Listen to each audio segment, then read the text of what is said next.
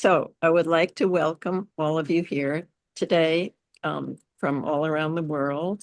I'm very glad that you could come.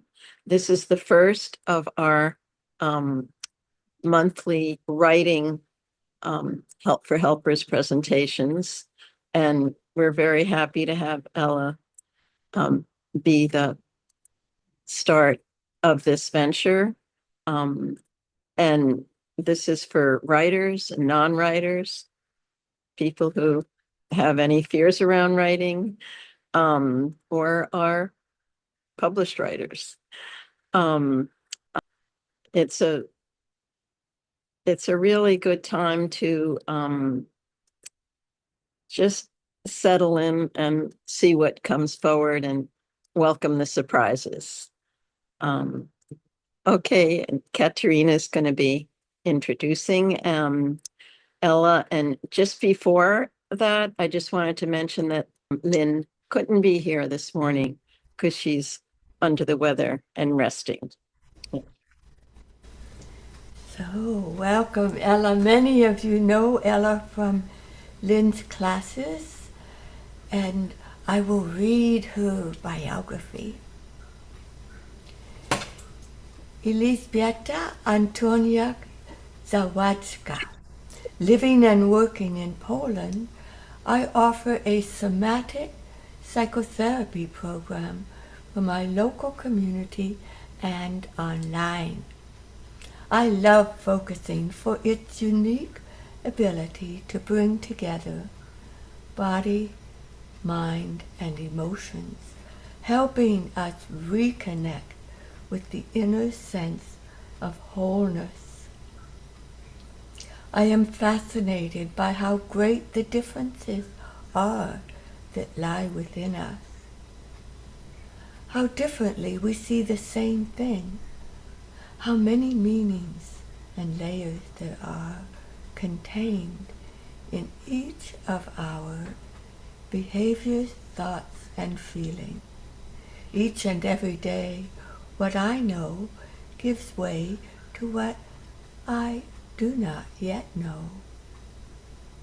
The sparkle of not knowing is the foundation of our opening to new vistas. Welcome, Ella. Hi, thank you. Can you see the screen? All right.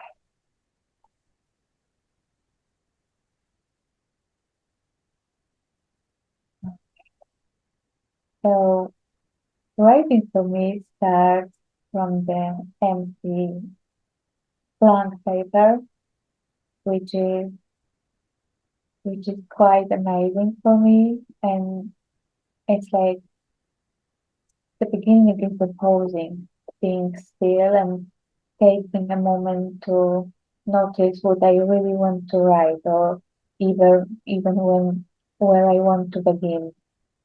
It's like being with the emptiness, allowing something completely new to arrive, to emerge. It's also about feeling in the body that the pause, stillness, or maybe even the silence inside can be safe. And for the rare experience in our life it is. And that's the first step of writing. And I guess it's the most important one. And then we've got different tools. We can use so many different tools, like depending on individuals' preferences or needs. These may include writing by hand or with a pen or pencil, typing on a keyboard, or sending a text message by the smartphone, or using speech-to-text technology such as headset or like devices that convert spoken words into written text. So we've got different tools for that. But we've got something what's not maybe her, but neuroscience Audrey van der Meer, professor from Norway, spent nearly 2 years studying neurological differences between handwriting and typing. And her experiment was quite simple. 36 students were like special hats with the sensors on it to measure the activity of the brain. And some students wrote the word by hand by using a pen, and another time the same word by as a typing on the keyboard. And the same word, same person, same brain, but the result was completely different. Like when the student wrote by hand, their brains literally become more active. Areas involves memory, attention, sensory processing, learning were strongly activated, and different parts of the brain began to communicate with each other quite intense. While typing, it was like switched off all those systems of wiring. So this is not quite the same to write it or type it. Like that. Which is quite important to remember. So we've got writing as a different forms. We've got books, academics, poems, letters, and so on. So many different forms we can put on.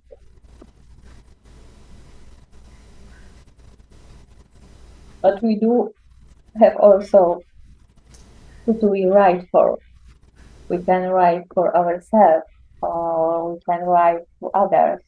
We can even write to others or to ourselves. And I'm sure you can already feel the difference between those stuff. I guess it's also very important about writing. What's the meaning behind that? And there are also writing as a therapeutic tool or in a therapeutic practice that we can use writing. And we've got two sides of relationships in that matter.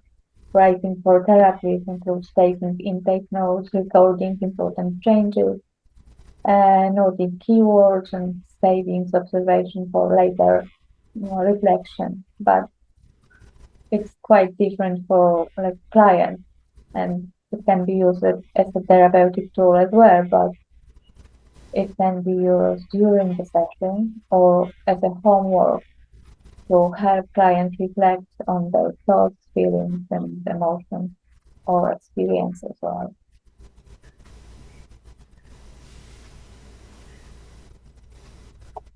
And we've got writing as a somatic practice. Writing is a helpful tool in trauma therapy because it connects the body, emotion, and the mind. And the hand movement can calm the nervous system, reduce stress, and increase feeling of safety and control. Writing also helps people express and process difficult experience. In trauma-informed therapy, offer a safe way to explore what's not so safe.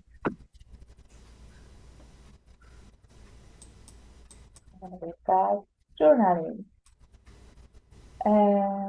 It's a useful therapeutic tool that helps people understand their thoughts, feelings, and reactions.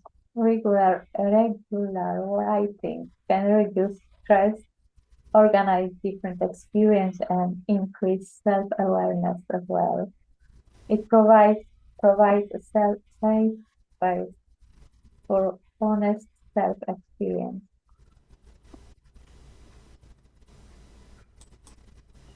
We've got intuitive writing, which is the practice of writing freely without any judging or editing your thoughts or ideas. It helps people connect with emotion, increase self-awareness, but also guide us through what's not yet fully known for it's not yet understood or being seen fully. So intuitive writing is something really unique and worth trying. We've got letter writing. Letter writing is therapeutic tool and helps people express emotion, organize thoughts, and process difficult experience, and even relationships. Letters can be written to others or to ourselves, or even to emotion. And what's important, letters can be sent, obviously, but not necessary. It's not the only way to process that letter writing. Not every letter should be sent to the person it's written to. So that practice can support emotion processing, but also sense of closure and control, which is important sometimes. We've got also recent exploration therapy developed by Dennis Sloan and Brian Mark. And it's a brief evidence-based treatment for PTSD mostly that helps reduce symptoms through structural writing about traumatic experiences. It typically involves 5 sessions and has been shown to be effective with low dropout rate. And the written exposure therapy allows clients to process trauma through writing without repeatedly discussion out loud. Might be important for some clients. And we also got something that's called graphology, and it is the study of handwriting. It is based on the idea that every personal handwriting is unique as a fingerprint and reflects their personality and psychological traits, from the size of the letter, their shapes, space between them, and the way the text is laid out on the paper, arranged on the paper. We can learn something about the person who writes it. And it's very interesting part of learning about writing. So for me personally, it's like a hinge, even when I'm the writer, where I'm at the moment, because I'm not always so much aware on my own, like that I'm stressed out or how am I really. And my handwriting is quite a good way to notice that sometimes. So graphology is something really unique and interesting for me, at least.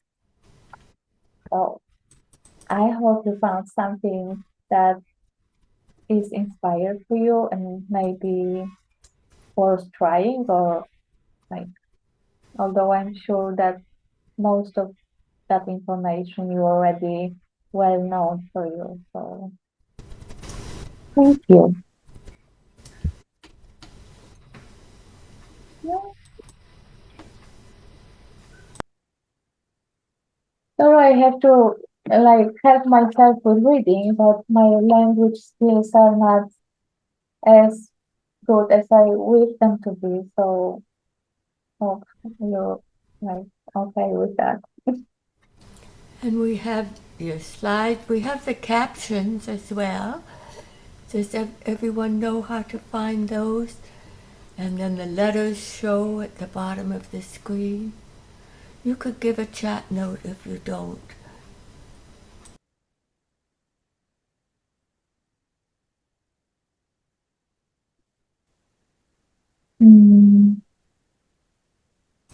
Well, that was a lot to absorb, and maybe somebody has a reflection or something that resonated with you or a question?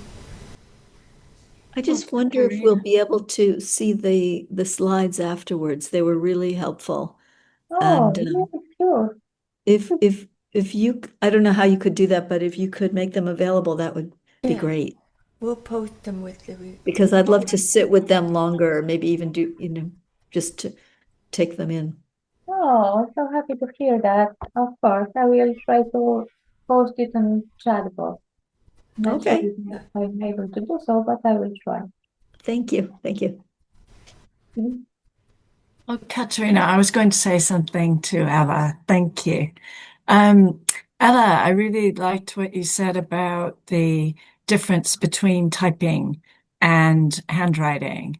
And that's something I've experienced. It's something I regularly experience, that when I've written things, um, they come back to me. I remember them for years, visually, but also the feeling of Yeah. the process of writing and the feeling of being in that place at that time, hearing whatever that was.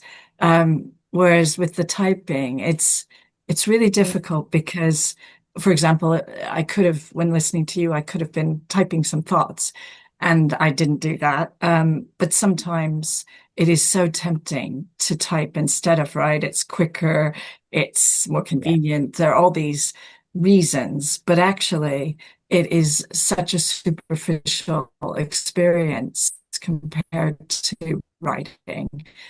Um, so I think it's a really important point that you touched on there. Thank you. Mm, thank you. Yeah, it's something very important for me too, yeah, even though it's typing is much quicker and easier Yeah. for some way, but at the other side of it is like you can't remember it quite good as you can. Yeah, Yeah. I had definitely. an experience recently. I mean, my feeling about what I listened to is it was amazing. The speaker was wonderful. I can visualize, it was an online session. Yeah, I can visualize her facial expressions and her way of moving as she spoke. I typed some things while I was listening, and I can't remember a thing about the content. Mhm. So yeah, I remember yeah. how I felt, but no retention. And I know if I'd written things down, I would have better memory of it. So it's just really Mm, interesting the way mm, that works. yeah. Suzanne, you got your hands up. Ella, this is Susan. Can you hear me? Yeah, of course. On this very topic that Karen brought up, I'm remembering when I was in college, well, typewriters were there, but I used to write my papers, I guess with even maybe a pencil. And I'd have the feeling I was carving out something, and it helped me think because it Yeah, was slower than mhm, the typing. absolutely. Yeah. Susan, can Mm, I add something there? What you just said reminds me of I'm rereading Carl Jung's Memories, Dreams, Reflections, and where he talks about working with his hands and mm, working with stone and kind of carving out a self-expression. The language you just used is yeah. is so evocative. Mm-hmm. Yeah. Mm, On this subject, I think Goethe, uh, I mean, this is what I read someplace, would compose by walking back and Oh, forth. I mean, that's kind of like writing with the whole yeah. body moving, not just the yeah, hands. yeah. Absolutely. Maybe we should try that. Mm. Yeah, it's definitely any kind of movement during writing is important, even though like walking, you said, I guess it's like really writing by everything in your body at that time to help us remember how was it like Yeah. internally. Mm. Mm. Sometimes I think that this is Shashi.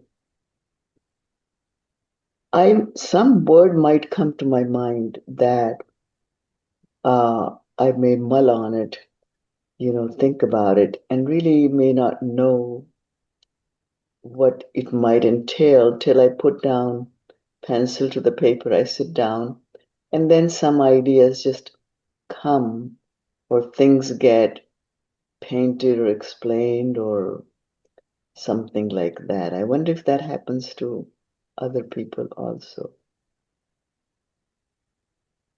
That I may not know the entire picture, but then Yeah. once I start it, then it'll evolve. Mm. Does that happen to others? Mm.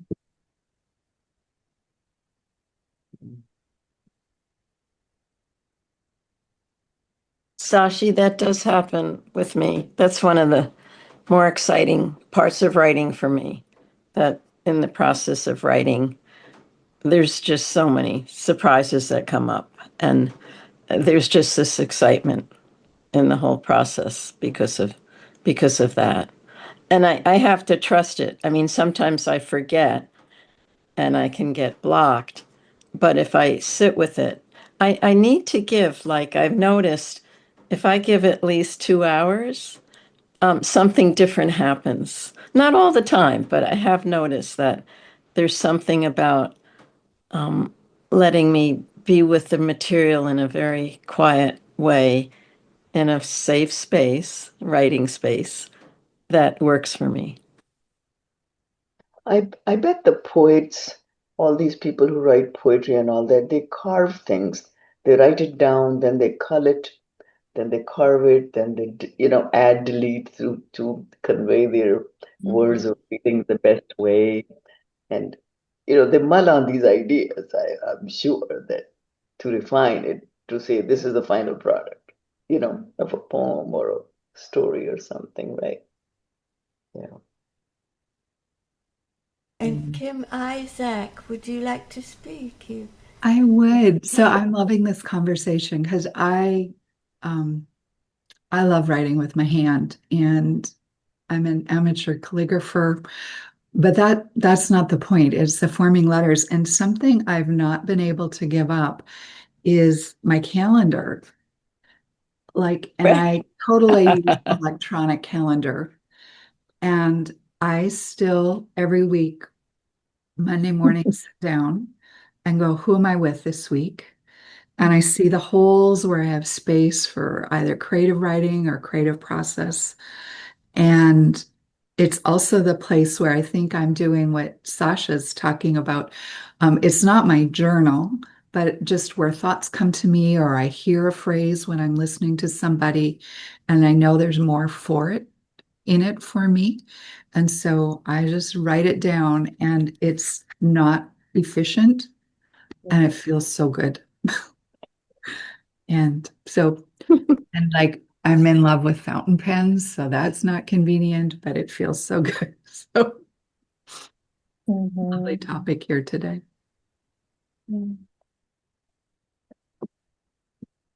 I've got my calendar with me all the time, and notes as well, all the time. Everywhere I go with my Everyone who has a book. yeah. And mine's pretty too, and it's lightweight. And I think it is when a client takes forever to find the place on their phone, I just open the book and so I think it is efficient, just not so much in looking back and finding things. I think it also has a link with what we were saying about handwriting and remembering that with the books, mine are very small generally, and I have a pile of them from previous years. And every so often, just for kind of interest, I take the date, like the 3rd of August, and I randomly pick up one of these books from the past and I open that book for that date and I look at what it says, and I'm always really interested how much I remember or I don't remember, or even my handwriting of how I wrote what I wrote on that day. And that in itself can be a creative process, and it kind of reconnects me in the present with what else is there. So I'm curious who keeps a book and who's gone electronic. I find a lot of people in the kind of work we do seem to keep books, not everybody. Whereas a lot of people in other worlds have abandoned them completely. And that's always interesting. Mm-hmm.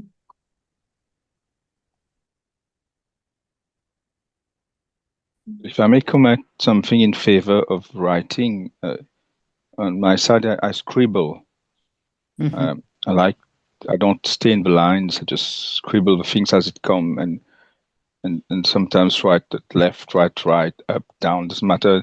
As it allows that possibility, like painting, maybe. But also in favor of practical. When I write on a computer, I like to the easiness of copy, paste, cut, move, delete, this, etc. Without so having always kind of clean sheet in front. I also like that clean sheet formatted by the lines. So it allows seems you're to media. Do you see media?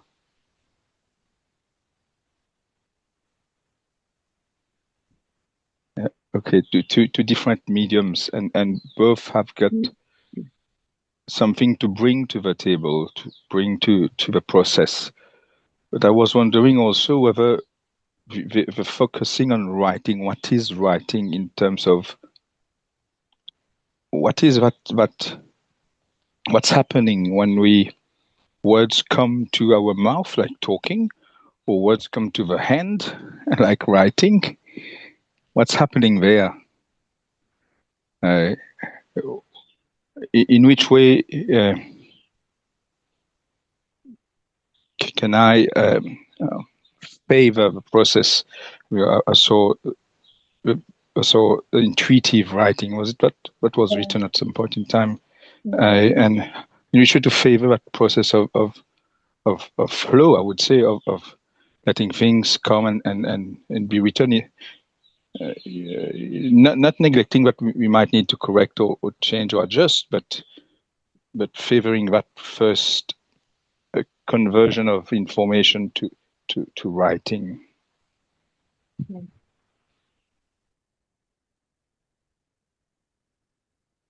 I guess writing allows us to keep it for longer and like taste it longer and like, flavor it with whatever is what's inside and like put it together on the paper, then and it allows our memory to store it for longer then also as a whole.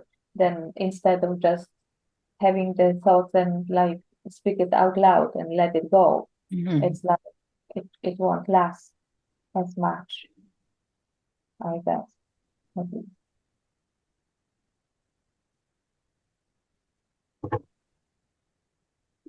I practice the automatic writings, and I'm with you, Marvin, on that. You inspired me to speak. Like the early French surrealists did. You just let your hand write whatever comes, whatever it wants to write without even understanding. It writes before I understood. So, and quite often there is a very special feeling there that something wants to be said, wants to be expressed, written, that I don't know what. And they let just come through my hand. And then I don't look, then I don't read what has been written for quite some time. And then when I look back, maybe 2 weeks or 2 months later, I can see a poem there. I can see something that capture some elusive, some meaning inside, not usually not directly named or titled or just, but something there. And then I get rid of everything else, just leave that. Usually it's a very short poem. It could be 5 words to maybe 15, usually not long. But there is something, and I know what it is, and some others also, the readers, they say, well, there is something there, which I don't know. Automatic writing. It's a sort of a dream, by the way. Dreaming, active imagination.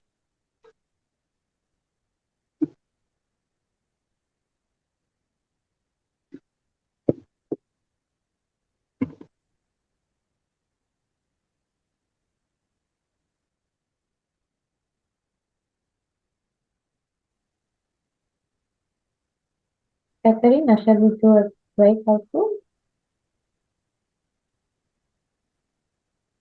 That sounds good.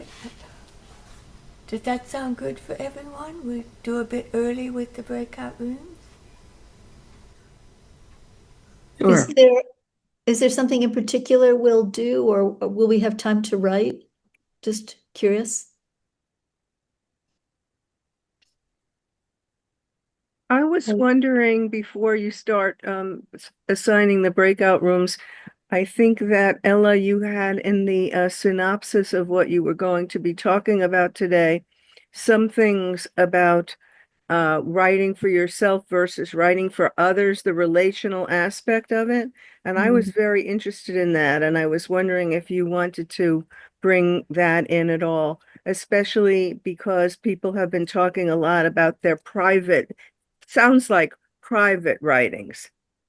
And I just wonder, most of my writing is directed toward something that I hope, and also don't hope, that people will read.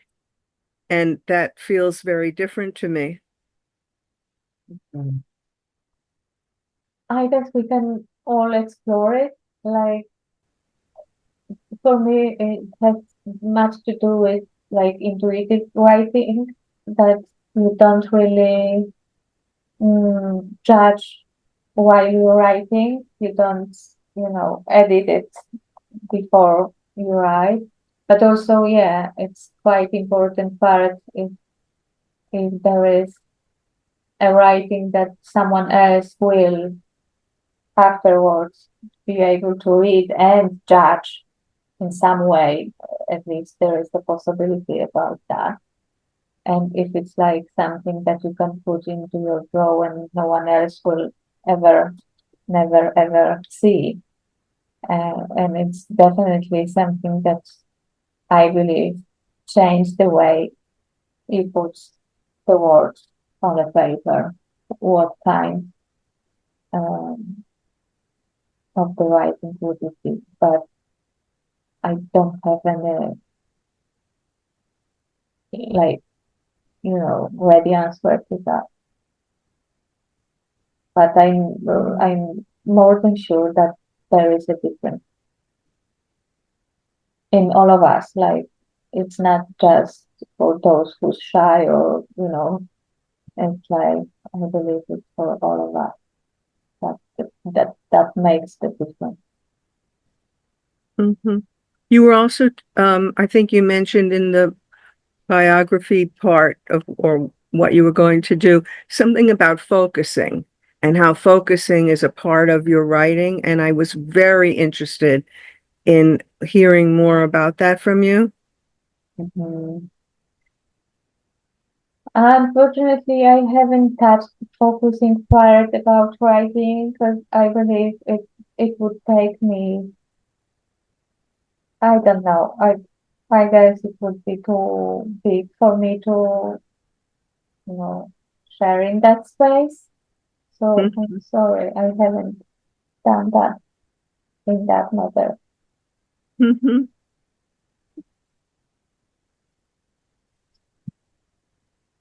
don't we use focusing always Yeah. in everything that we do? And Hmm. yes, especially in writing. I Yeah. find grappling, struggling, fighting with writing something. And sometimes, oh, and then the stepping back and the focusing, and it gets worse and worse, and oh, suddenly it turns over and it lands. So, and in the breakout rooms, we could do some writing together. It's only the first of a whole series of writing workshops this month of August. And it might spill into September because there's so much interest. And Ella, your slides have given us a launching place where we come back to the different aspects. And today, if you like, we could put the slides in the chat. Would I you like? already have. You have, good. Yeah. So you click on the link and see what sparks your interest, and maybe we have a good 20, 25 minutes. And would you like 2 or 3 people in a room? Or 4? I've got no preferences. I'm Yes. sorry. Let's see who has a choice of how many people in the room. Well, I think it depends on what we're going to do in the rooms. We're going Sorry, to write. I don't know if it's just the heat or my I'm kind of having a hard time connecting. So I'm just did you maybe say what it is that we're doing and I missed it? We will take a turn writing and sharing about writing, our hopes and dreams for this month of August. Okay. Writing, Okay, thank you, Katerina. writing as a practice for you. Yes, and then we'll come back.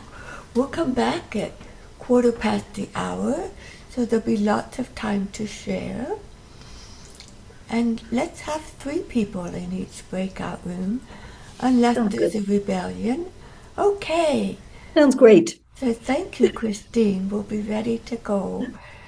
If you don't want to be in a room, just don't join it. And we will move people a little bit so there's almost 3 in each room. Who would like to say a bit about the breakout room? What did you discover? We talked about how the problems of keeping a journal, some of them. Some things that came up were that a journal, before anybody writes in it, is beautiful, perfect, and pristine. And then you ruin it with your banal thoughts. And then your mother finds it, Oh my God. and you're in big trouble.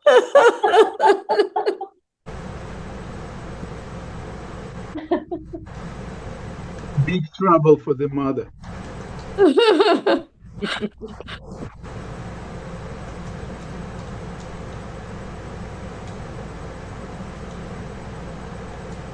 What's this noise? It's Jim. Something Oh, is Jim's. sorry, let me turn it off. There.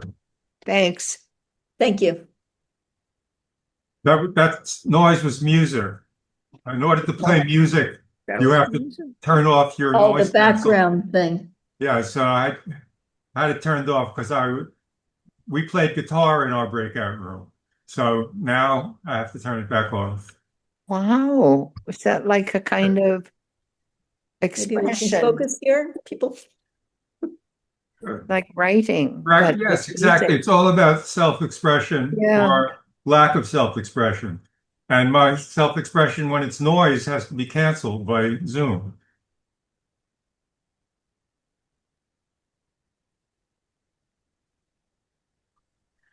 All right, so I'd be happy to share what came for our breakout rooms where we we did writing. Is that okay, Jim? I'm sorry, were you finished? Yes, I'm through.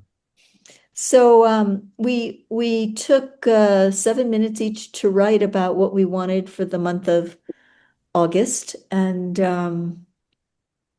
I personally would like a lot of experiential and opportunities to like be led by people that have different kinds of prompts. Maybe do some haiku or do writing about different whatever issues or just different kinds of things that might open something in my own writing. And I will share that before my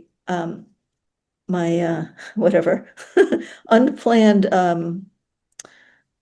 trip to the ER back on June 7th, I was doing stream of consciousness writing for 30 to 40 minutes every morning and then about 15 to 20 minutes every evening. And I was loving it. And then I just kind of stopped.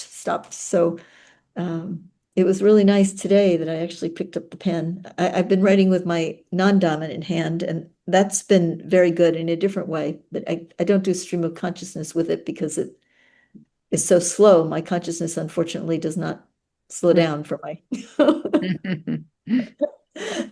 And then other people in my group, I don't want to speak for them of what they're wanting for this month. I have such good memories about different writing we did in the past in this month in this group. So I'm curious to see who's going to be leading us and what's going to come. And this is a great start.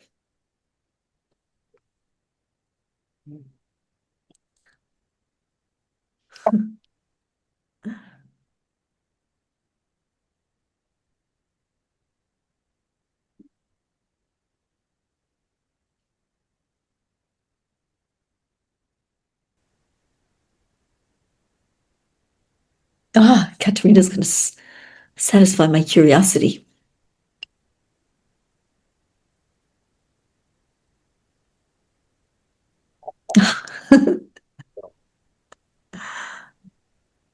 Yay, thank you.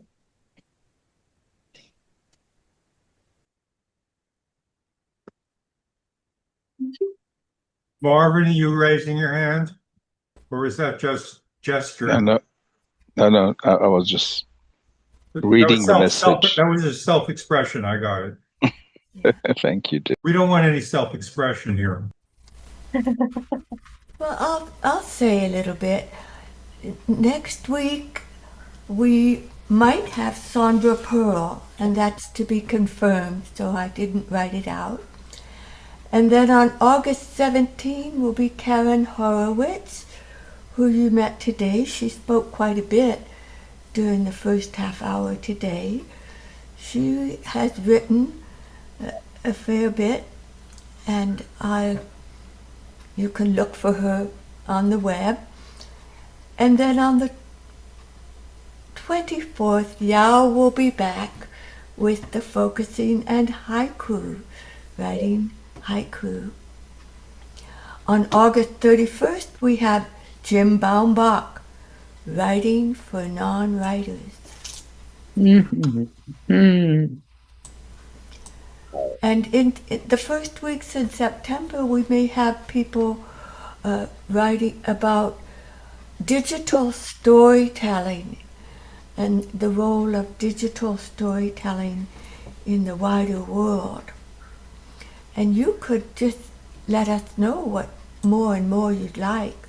We could do more writing into September. Wow. I'll put my email address in the chat. Thank you, Katerina.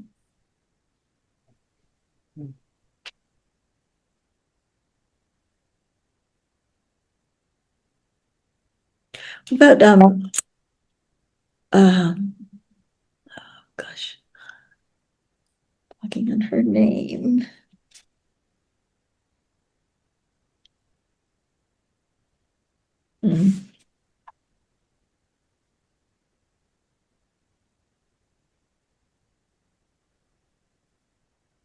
Julian, what's Julian?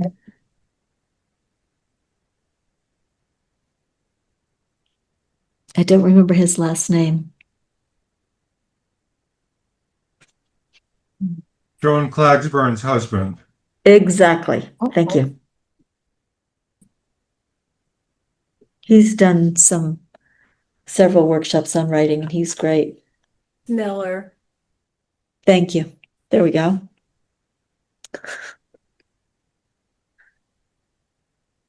Don't know what he's doing these days. If I may say something. Oh.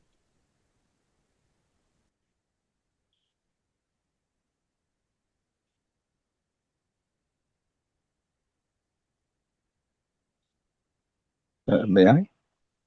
Sure, Katarina? sure. Oh, okay. You were in the room with, I was in the room with Ella and Eric, and we reached a kind of point where end point of the meeting room, but we had reached a bit bizarre point of the act of writing as being in inverted commas as close to what a man can experience of conceptualizing.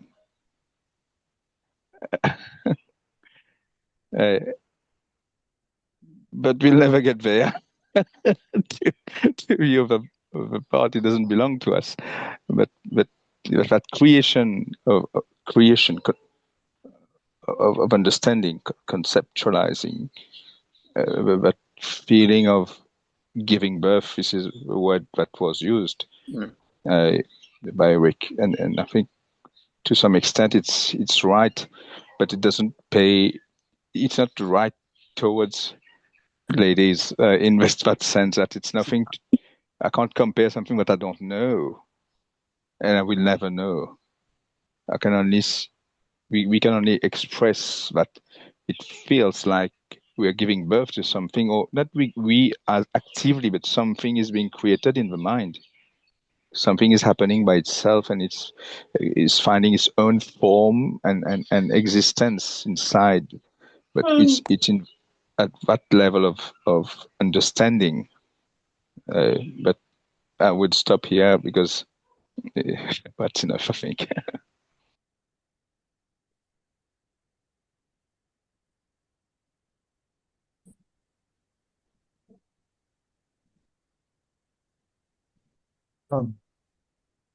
My mind kept going as the room was closing, of course. My mind kept going. But my son was born in the bathtub with a midwife who was a great midwife.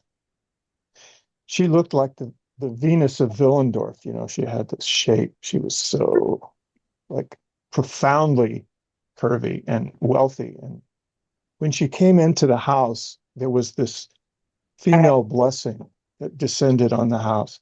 It was really a thing. I mean, it was palpable. Like, this is her world. She's a shaman. Like, our midwife is a shaman. And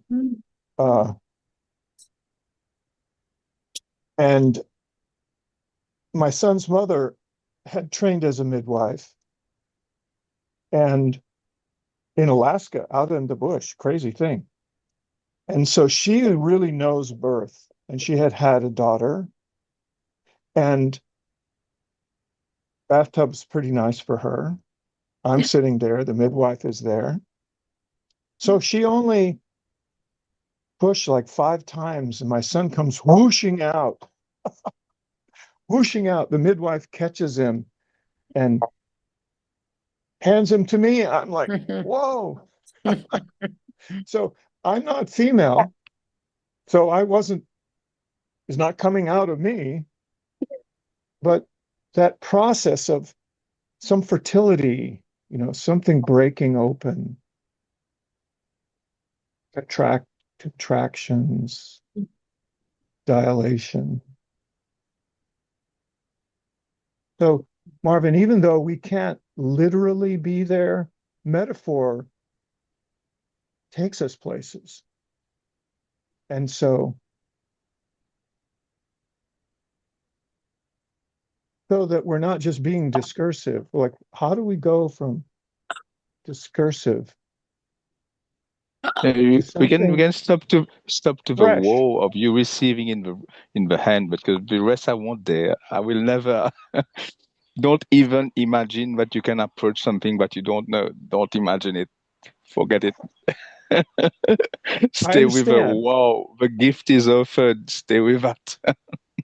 So, so we're different. You know, I'm like, what is the metaphor goes places that ordinary language does not.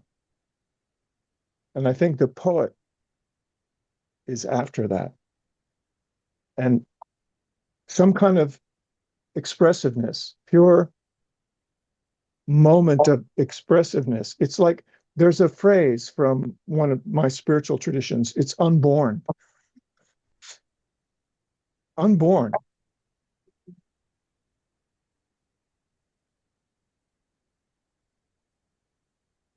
So this is So something in favor of I'm the saying, woman. birth, Don't and kill us. unborn. Yeah, don't kill us, women. I'll say some ladies. I'll say something is what limits we don't put ourselves, they will put the limit to us.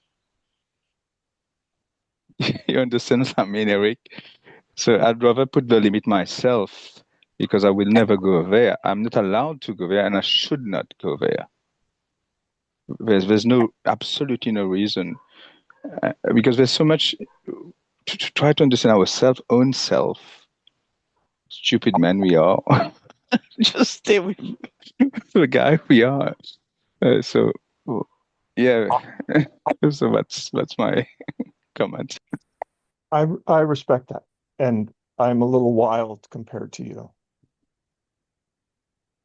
So enough for me.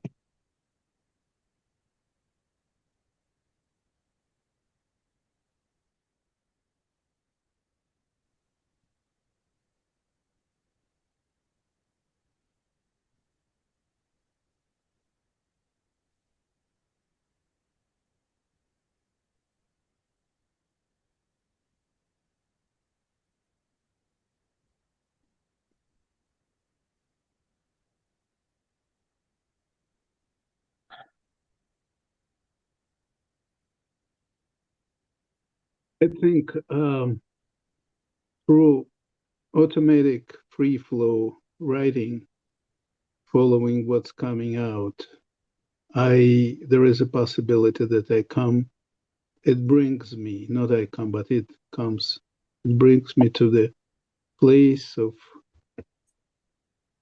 feeling like newborn or unborn, or complete, like something has expressed itself and I feel free. And what makes this writing possibly a poem is that if somebody else following comes to the same or shares, in a way, goes through this process and comes to one's own completion. That's what comes to me. Thank you.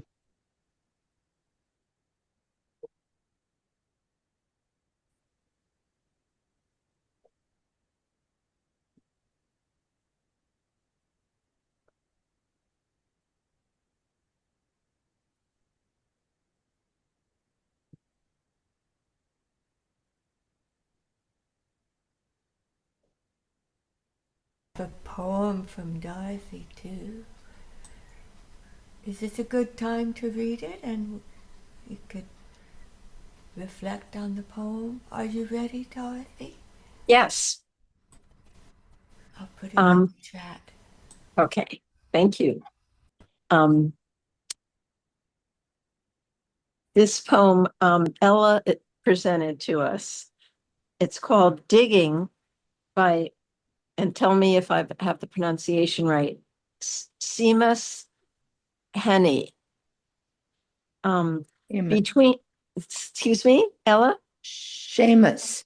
Oh, Seamus. Seamus Heaney, the Nobel Prize winner.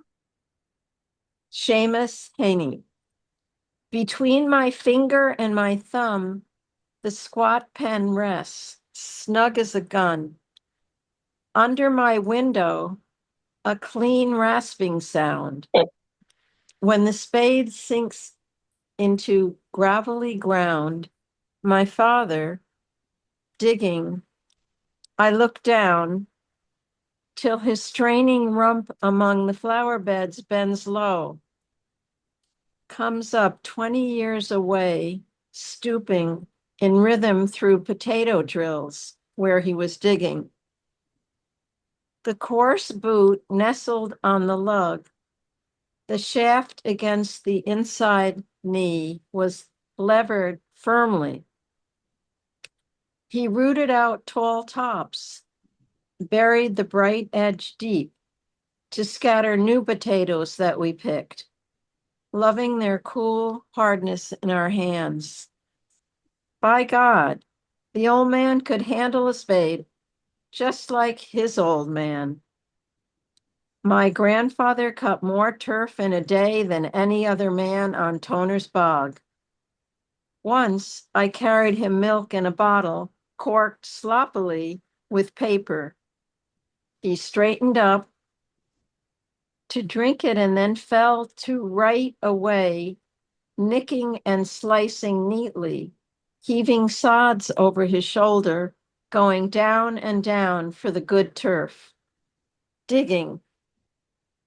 The cold smell of potato mold, the squelch and slap of soggy peat, the curt cuts of an edge through living roots awaken in my head. But I've no spade to follow men like them. Between my finger and my thumb, the squat pen rests. I'll dig with it. Wow. What is the title? The title is Digging.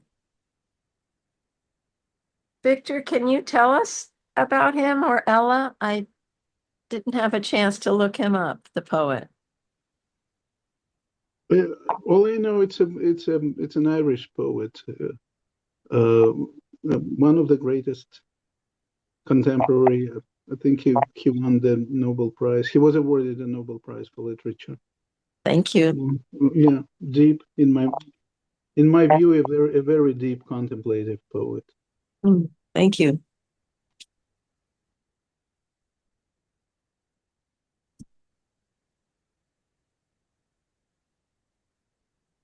Beautiful photo of him. Could almost screen share it. Yeah. Oh, wow. Do you see it? Wow. Yeah. Oh, wow. Oh, I just want to thank you all for being here with me and listen up and maybe enjoying it, at least in some places. So thank you all for your presence. Thank you. Thank you very much. Thank you, Ellen. see you next week. Yes. Yeah, thanks everybody. Yeah. Bye. Bye. Bye-bye. Goodbye.